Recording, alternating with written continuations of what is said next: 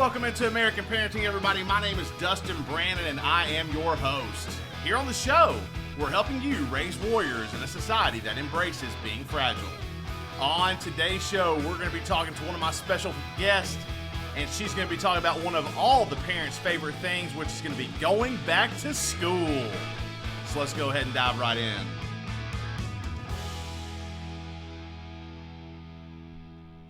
All right. So today, we've got an extra special guest, and this is one of my best friends, Spring Harris. How you doing, Spring? I'm doing great. Well, good. So just so everybody kind of knows, Spring and I, we have been friends for how long? I don't even know. 29 years. Oh my gosh. Like, long time. No joke. I feel like, I mean, that's almost 3 decades. Like, I feel like if there was ever a sign that we might be getting old, I think that might actually be it. So, for everybody that doesn't know Spring, she is a phenomenal educator, and she's actually spent a lot of her time in the lower grades, which is what we're going to be talking about today. And I know that she's got a ton of information that would help all those parents who are transitioning into the school scene for the very first time, or maybe you've got, kids in the lower grades and you are going absolutely bonkers with them at the house for the summer. So that's really what this whole conversation is going to be about. But before we jump into all of that, I just want you to just kind of tell the listeners a little bit about yourself, if you don't care. Okay, yeah. So first of all, I'm super excited to be on your podcast with you. I am Spring. I grew up in Murfreesboro, Tennessee, lived here my whole life. I'm super involved in my church as a youth leader, so I do get to experience some teenagers. And I love to dog sit. I love to read books. And since I'm a teacher, my classroom is set up in a superhero theme. And so I feel like it's necessary information to know that Batman is my favorite superhero. Boo. And also the best superhero. Whatever. You just had to work that in there. I know how you are. It's okay. We all know Superman's the best, but it's cool. I have always wanted to be a teacher since the first grade. I knew it was what I wanted to do. I've never wavered from that. And I honestly cannot imagine doing anything different, even on the bad days, even on the hard days. I've been teaching for 12 years. I did 9 years in kindergarten and 3 in first grade. So I'm getting ready to start year 13, which also makes me feel old.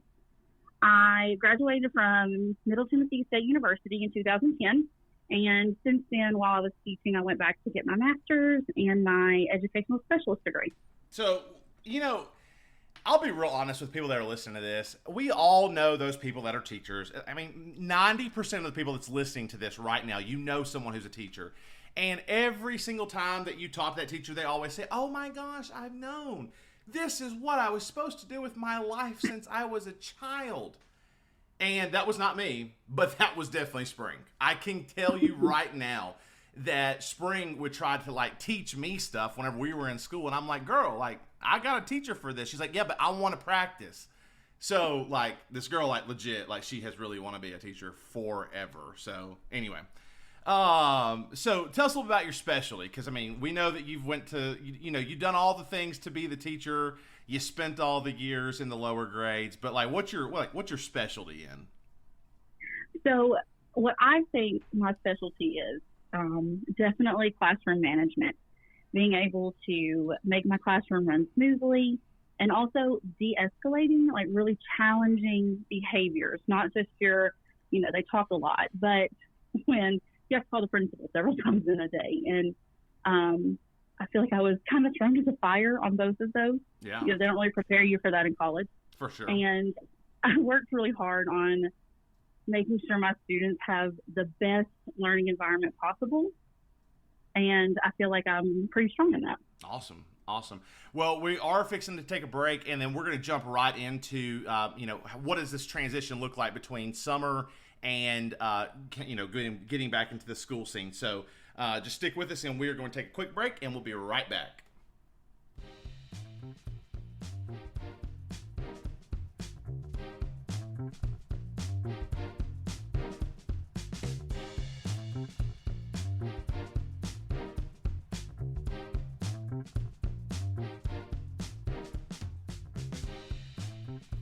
All right, folks, so we are back.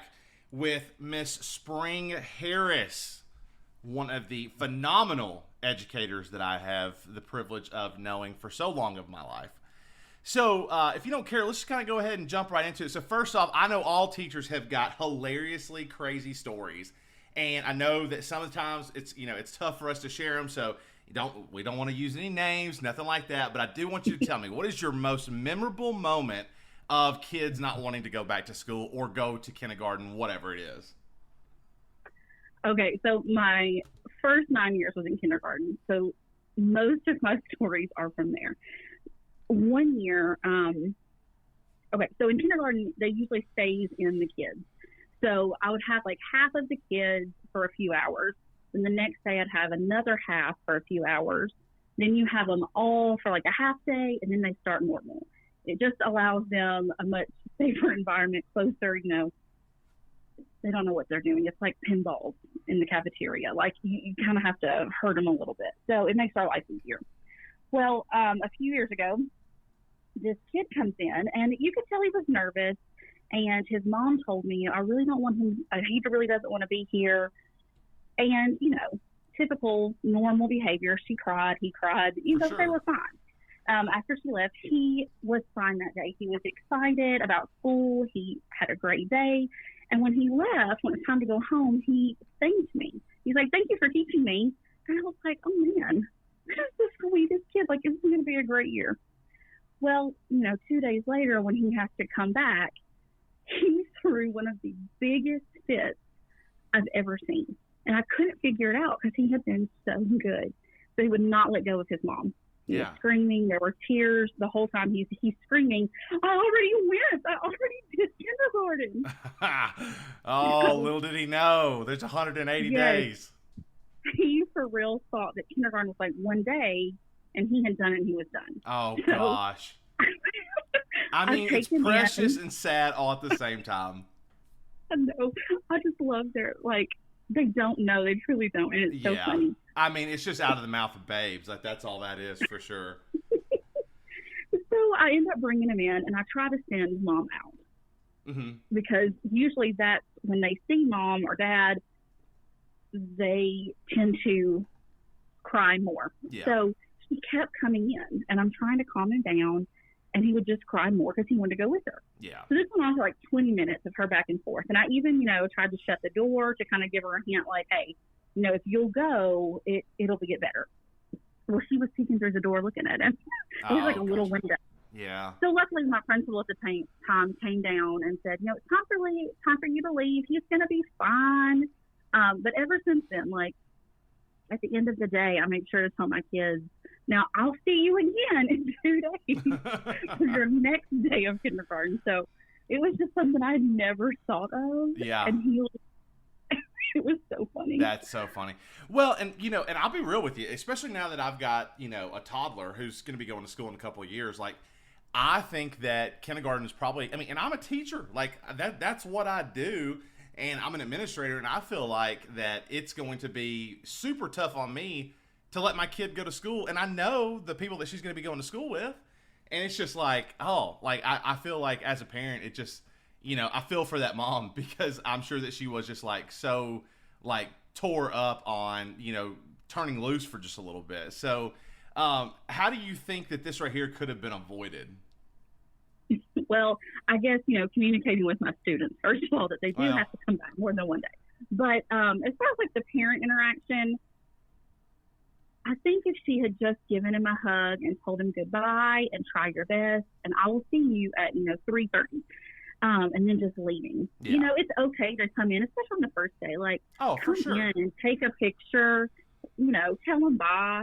I don't expect you to just, throw them in the door and leave, unless it's like your fourth or fifth kid, then you know the routine. But just, not staying too long, because it gives your child a chance to remember that they're going to be alone. Yeah. So if you just kind of leave them and say good luck, love you, and then head out. Well, and we've got Caroline in in a Mother's Day out thing, and I mean she's went there her entire time that because we both work.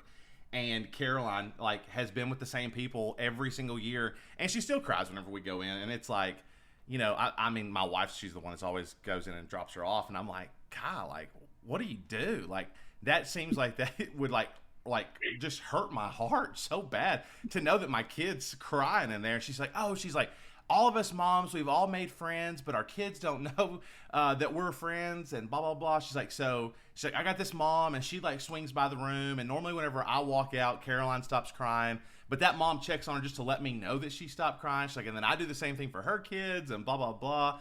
And I'm like, it's amazing what these parents have like already got worked out just in like preschool. So it's like, it's cool to see those interactions between those parents also kind of start forming at that time too. Yes, and it is like wonderful to go out in the hallway on the first day of kindergarten, and the kids don't see it, but the parents are out there and they're sad, and it's okay. It's okay to be sad, and they're crying, and they just start to comfort like a complete stranger because you're all in the same boat. Like that's your baby, and this is a huge milestone. Yeah. And it is. It's a wonderful thing to see. For sure. Well, okay, so we know most parents are struggling with leaving their kids at school for the first time. Do you have any advice for those parents? So my first thing that I get all the time, especially at like kindergarten registration, where you do like a little screening on what they know, it's okay that your child can't read in kindergarten. Like, I don't expect them to come in reading chapter books. That's why they're in school. Well, yeah, exactly. If they can't count to 100 yet, again, it's okay. Like, if they can, that's amazing. You're ahead of the game. And, I do encourage parents to start helping their children before school, like help them learn. But it's not the end of the world if they can't already do those things. So especially in kindergarten, when you're thinking about what, like, should they be able to do before they start. So they need to be able to recognize their name in print. Okay. So if they see it written with pencil, written with marker, on their cubby, on their desk, they need to be able to know, hey, that's my name. Gotcha. And they need to be able to write it, even if their handwriting isn't perfect, even if it's all in uppercase letters, but being able to say, this is my name, I can write it, and I know the letters in this name. That's a bonus if they can tell you the letters. Knowing their colors, how old they are, and this is going to sound funny, but what their actual name is. Mm-hmm. So we get several kids that have a nickname, especially if they have a younger brother or sister. They'll call them like Bubba or I was Sissy. Going to say, yes, ma'am. We live in the South, for all y'all that don't know. We're down here in Tennessee. We got Bubbas everywhere. Everybody knows a Bubba, okay? Like, yes. Bubba needs to know his name is Charles Johnson or whatever it is. Yes, and even if you, like, short it, like if your name is Andrew, but you call him Andy, like if you want me to call him Andy, that's fine, but he still needs to know that Andrew is his name, but he goes by Andy. Yes. It just helps with a lot of issues because I've been on the carpet, like, making sure all of my kids are there and I'm learning their names, and I could say, Andrew, and this kid's looking right at me, and I'm like, you're Andrew, Rachel. He goes, no, I'm Andy, not Andrew. Oh, my gosh. Yeah, so Kylie went to school with a kid. Side note, I know this is crazy, but Kylie went to school with a kid, and this guy's name was like Jonathan, and his whole family called him Bucky. And she's like, she introduced me to him whenever we got together, and she's like, oh, this is my buddy Bucky, blah blah blah. And like, so we're talking, and I'm like, what? Like, after like everybody had left, I was like, what's Bucky's real name? She's like, I don't know. I was like, you don't know his name? I was like, how long have you known him? She's like my whole life. And I was like, you don't know the guy's name?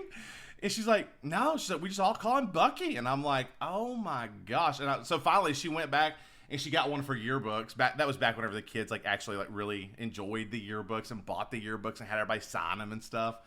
And she's like, yeah, look, he signed it Bucky. And I'm like, oh my gosh. I was like, let's go look through the pictures. And she's like, oh my gosh, his name is Jonathan. She's like started texting everybody, can y'all believe his name is Jonathan? And it was just a mess. But anyway, I'm sorry. Keep going. Give us this gold that you keep giving us. So just know, parents, it's going to be okay. Like, I know it's scary to leave your child with a complete stranger that you've met maybe once at open house, but it really is going to be okay. This is your kid's first opportunity to shine on their own. Be responsible. Start those citizen